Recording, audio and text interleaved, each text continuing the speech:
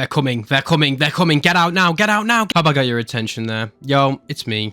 What's up, guys? So today I just wanted to come at you with a very freeform video, I want to say. Just a quick one. If I can make it quick, I do blabber on a lot about, as you can probably see from the title, the newest Borderlands game, which has been revealed. Obviously, it's another one of them videos that appears on your feed about the newest game.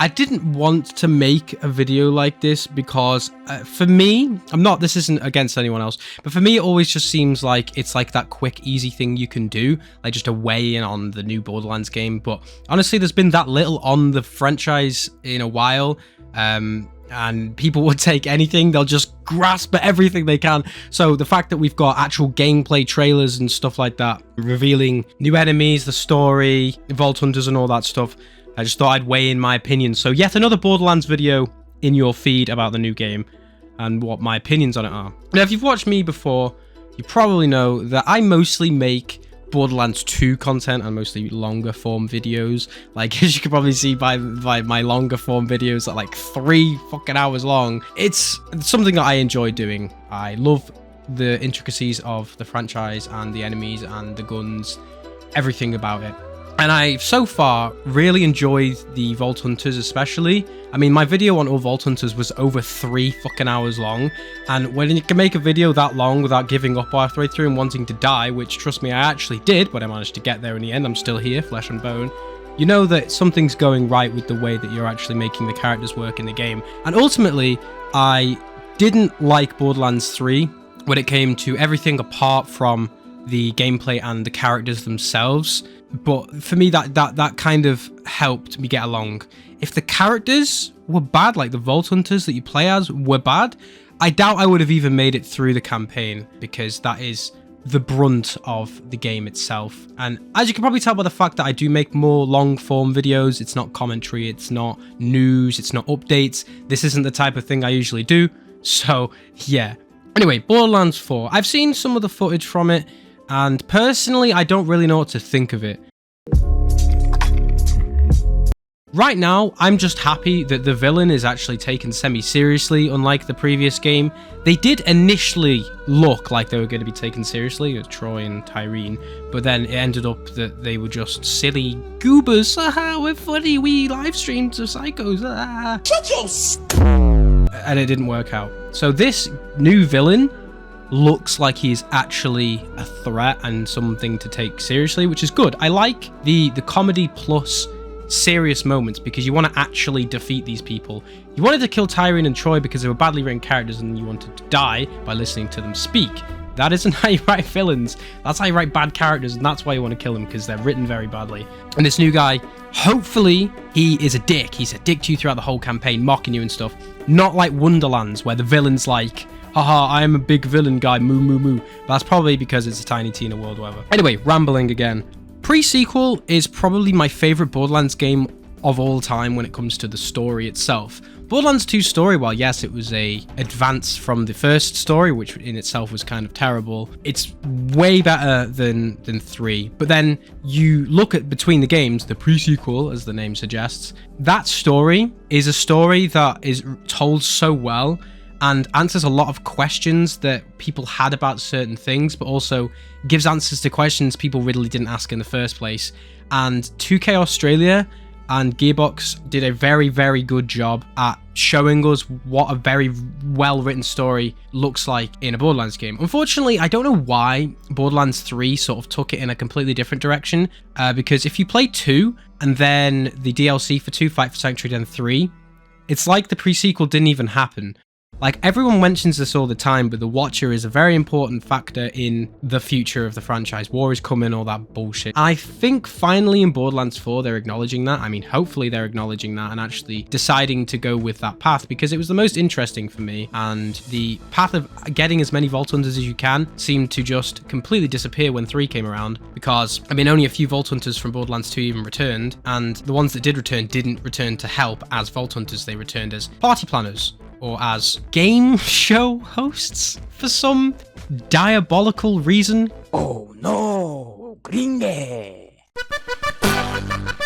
So hopefully, yeah, the story when it comes to why you're actually doing everything makes more sense. If they mess this one up, no amount of gameplay or Vault Hunter-ness is gonna save it, because it's the same engine as 3, so there's not that big of an upgrade from 2 to pre-sequel to 3 that can warrant staying around now that you're going from 3 to 4. It's going to be marginal. It's not going to be as massive as a jump as it was between those two game engines, and the amount of things they can introduce is going to be as marginal as well. That isn't going to save them here. And controversial take, I actually prefer Borderlands 2's mechanics and gameplay system. Whilst 3's is a lot more fluid, I admit, there are certain things that just sort of knack me about it. There's things that I just don't like about it. I don't know if it's just the simplicity of 2's, the fact that I'm more used to 2's, or the fact that I just like the style it goes for. I have no idea. It just feels better to me. When I play 2 in the pre-sequel, I just feel like I'm having a more fun time in general with the gameplay. The only thing that I actually really enjoy 3 for a lot of the time is the mantling.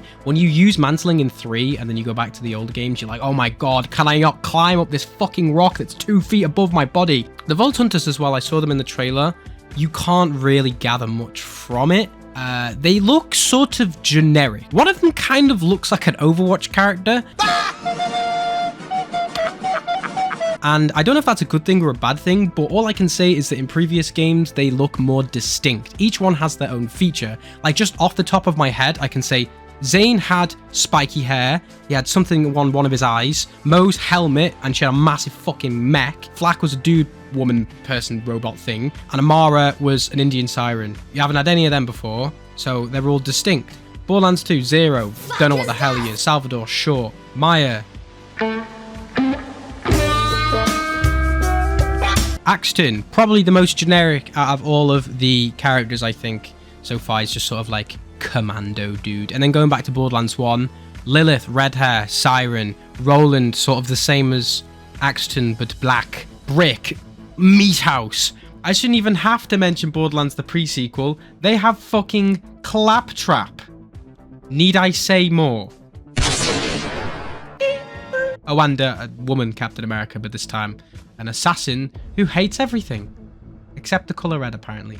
The new guys, whilst yes, you can see the difference between each other, I think if you were thrown into the hands of something else and you had to fight them as enemies, you would just think this is generic Soldier Boy number 5, that's woman Psycho number 6. Do you know what I mean? There's not many things right now that I can really distinct the characters from each other. One thing I did also notice is this grappling. I don't know if that's a character specific thing, but it's like to specific points. I cannot gather anything from that really. When it comes to the future of where they're taking it, it seems like they're going for a much more comical look. Now I know that's kind of ironic considering the cell shading that Borderlands usually goes for, but if you go into 3 after playing 1, 2 and the pre-sequel, the massive contrast between cell shading with semi-realism comic style mixed with Borderlands 3's very, very oversaturated and colourful setting. I mean, just look at Pandora in the 2 games side by side. Very, very bright versus very, very dull, but they're both kind of comical. I kind of prefer the older style. Now, once again, this isn't like a nostalgia factor talking. I just prefer how it looks. It's semi-realism mixed with comics, as opposed to straight up going for super shiny, super colourful, over the top, done everything. They cranked everything up to like 11 with 3, and I kind of wish they dialed it down, which is why some of the DLC I kind of like Xylurgos, for example. The tone of it is a lot better, and I think it reminds me of the older games much more, and everything isn't bright as fuck. There are parts that are bright as fuck, but in general, it's not. So I prefer that, but that's just what they're doing now. The planet that they're going to seems a lot more bright and like sci-fi futuristic, as opposed to what the older games were. Now, yes, the pre-sequel was sci-fi futuristic when it came to the Bepis stuff, when it comes to like literal laser guns, by the way. But I mean, there's literal pod racing in Borderlands 4. I mean, there's one of the trailers show off the transport.